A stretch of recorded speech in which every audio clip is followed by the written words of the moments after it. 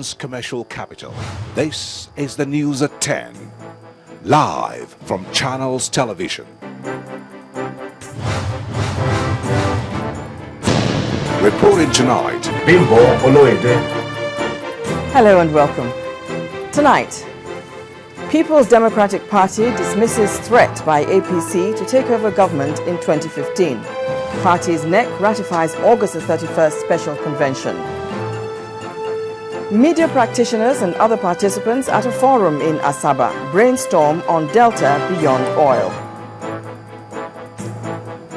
Our big story tonight examines life and the fight on insurgency in 3 northeast states of Nigeria after Boko Haram leader Abubakar Shekau. And as international clamor for action in Syria grows, France says time for force is now if chemical weapons use is proven. On business news tonight, multinational oil firms fear a 25% slump in Nigeria's oil production in the next 10 years. In sports news, 22 young footballers and their officials are set to benefit from a 2-week coaching course in Europe sponsored by the Ogun State government.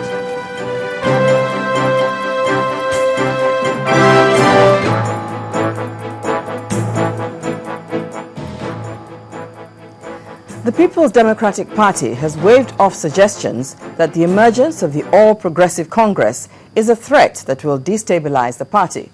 President Goodluck Jonathan, at the 62nd National Executive Committee meeting of the party in Abuja, explained that the success of the PDP is confusing the opposition, and so will it remain.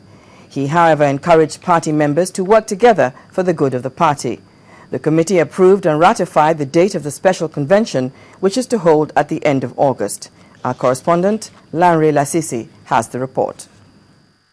This can be said to be one of the shortest meetings that has held in this headquarters for some time.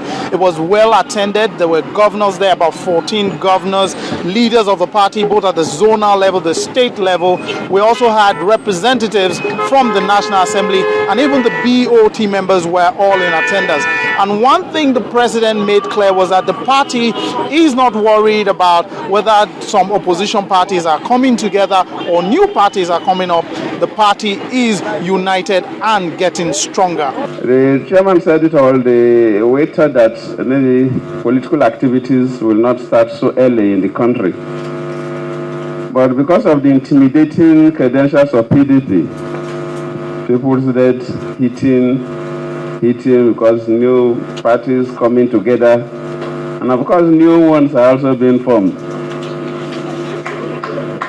which is a blessing for all of us. All because people are confused about how will they manage PDP, and they will continue to be confused. 30 minutes later, the meeting had ended and the president left. We had a short chat with the national chairman of the party, and he made it clear that there were no issues that needed to draw any controversies. The meeting went as planned. We just done like survival.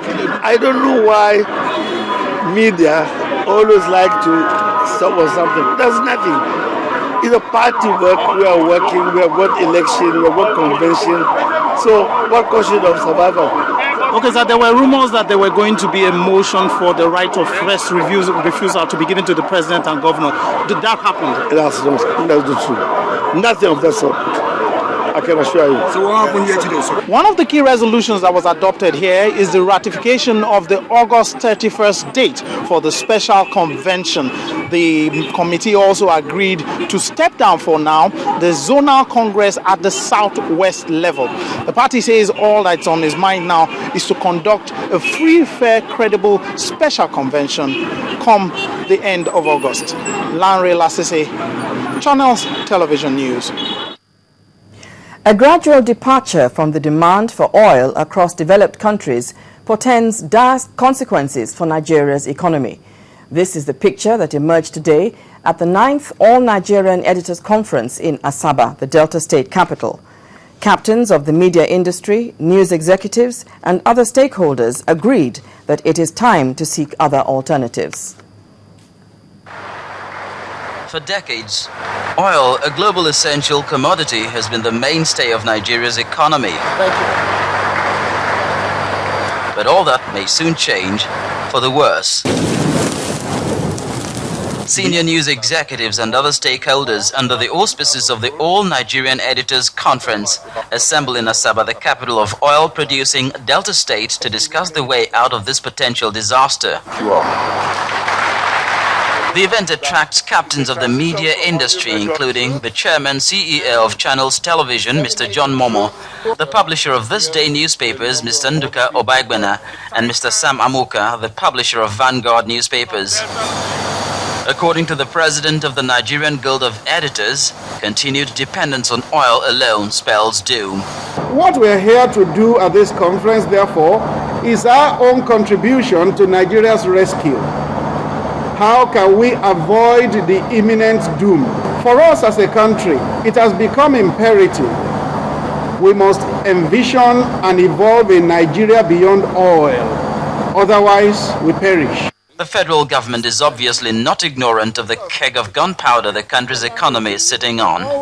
The reforms we're implementing now, the transformation agenda anchored by the president, are aimed at changing the story of a Nigerian economy that is dependent on a monoproduct oil into a multifaceted economy that drives on all engines, fires on all its cylinders in agriculture, in industry, in solid minerals.